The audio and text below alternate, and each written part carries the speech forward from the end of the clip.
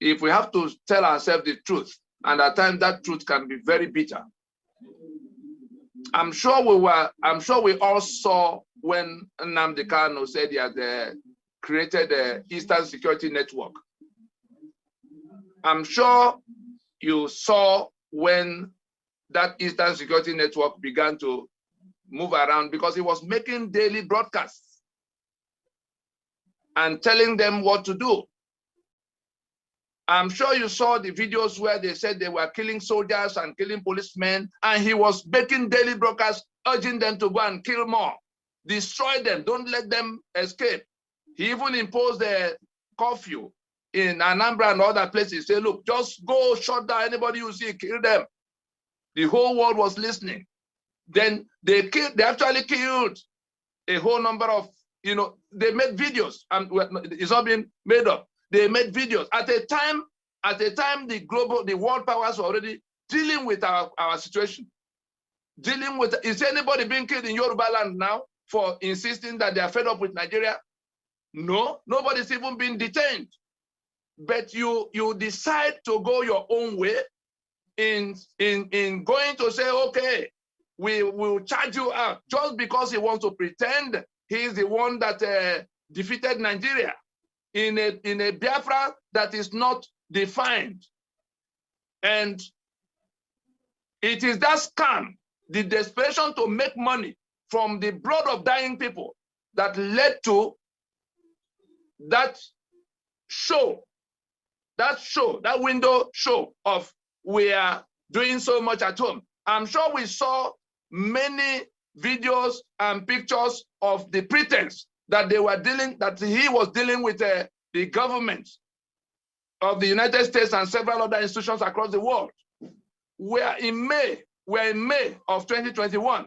I can report to us now that no single official of the United States government have ever been in any meeting with Nnadi Kanu and his IPOB and the Biafra commotion. Not one.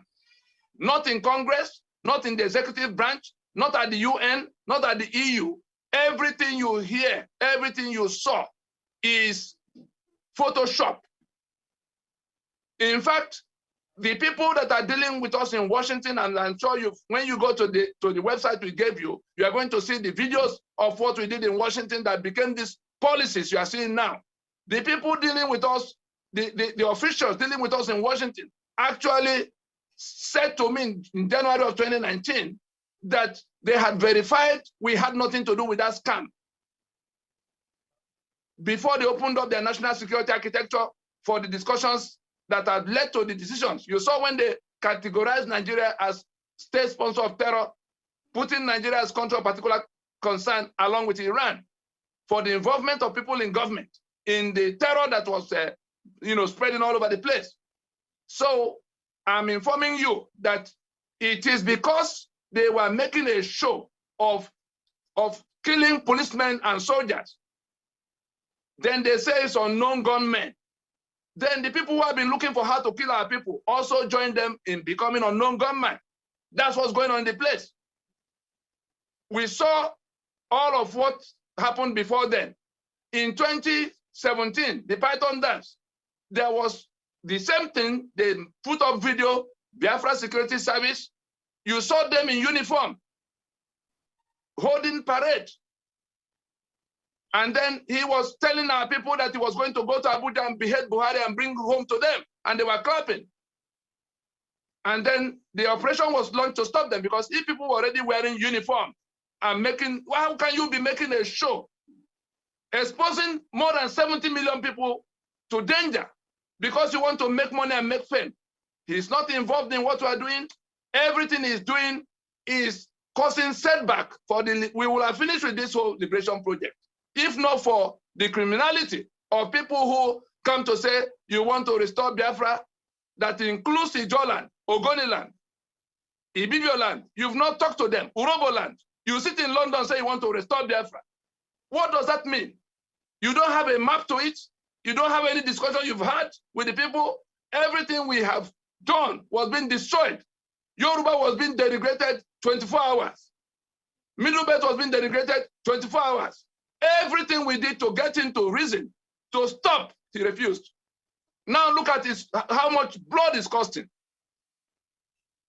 Why are those people not killing other people in other places? Nobody's in support of people being killed. It's the same people who are struggling to save from this. But how are you going to explain in Washington, the day of that Operation Python dance? I went in to say, see what's going on. They threw a video at me of what led to the operation. And the fellow, he wasn't there on the day of that killing, on that day that house was invaded. Nnadi Kanu did not sleep in that house. I can report to you, not only were the people in the compound who thought he was there, the 28 people who thought he was there, killed, there were more than 300 other people that were killed that same day. The radio in London was busy broadcasting, knowing fully well that he was nowhere near that town. They were broadcasting for people to go and defend their master. And people closed their shops in Onitsha, in Aba, in other places, heading to Umuahia to go and defend their master. The soldiers had their orders to commandeer those buses and execute the people. And that was what happened. More than 300 people were killed because somebody's playing pranks, presenting us as stupid people all over the world.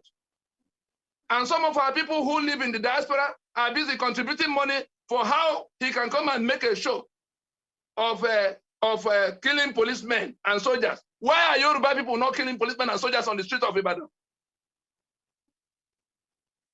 You want liberation. Which diplomat is going to be discussing with you? Nnadi Kanu is a fraud and a scam, and all he's hoping to see is that when people are killed in such large numbers, that the international community will come and swear him in as a president of Biafra. He's not involved in this strenuous effort to liberate the peoples of the territory. He is the biggest setback to what we are doing on all sides, at home and abroad. All the alliances, the people who already agreed with us. You saw when Asari began to disown him openly. You saw the Urobo disowning him. You saw Obaiseke and this Midwest movement. These are all people who have embraced the Lower Niger Congress. And you declare yourself supreme leader. All the people doing that scam with him, Igbo. You said Chukwokike Abiyama. How does that sound in the ear of the Ijo? I have sent a message to him because he's not a stranger. There's nothing I'm saying here now that has not been discussed 1 million times in private. Before he began the broadcast, it turned out that one of our elders, who was in the military, had invited him to come to sit down to know what we are doing so that we can put that radio to some kind of, use. He came home, sat down with me for 4 hours. I gave him all the documents of this process. There were 8 points of strategy in which, we said to him, this is what we're going to do step by step that will become that freedom. We must have a definite map of the territory. He said everybody knows where Biafra is. What was the controversy in 1967?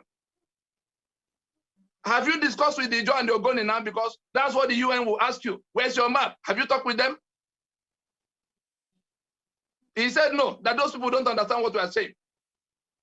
What is your answer to the constitution that tie us to that situation? He said we're still discussing Nigerian constitution. It's Biafra he wants. Have you discussed with those who were in alliance against you in 1967? If something goes wrong now, Nigeria is still selling the 3 million barrels of crude oil from Lower Niger. The Fulani can still find a way to rally everybody against you. What is your plan about that? Say, oh no, don't talk about Yoruba who disappoint you every day. Middle belt were the ones who killed us. As if nobody has ever knew about all these things.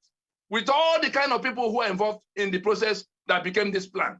He rejected every one of those, even the question of referendum. He said to me in that meeting that if anybody talks about referendum, they will kill that person. I said to him, here's evidence of what we have done at the UN. This was 2013. Here's the evidence of what we have done at the UN. That referendum is not for Nigeria to conduct. it will be a UN Security Council mandated referendum.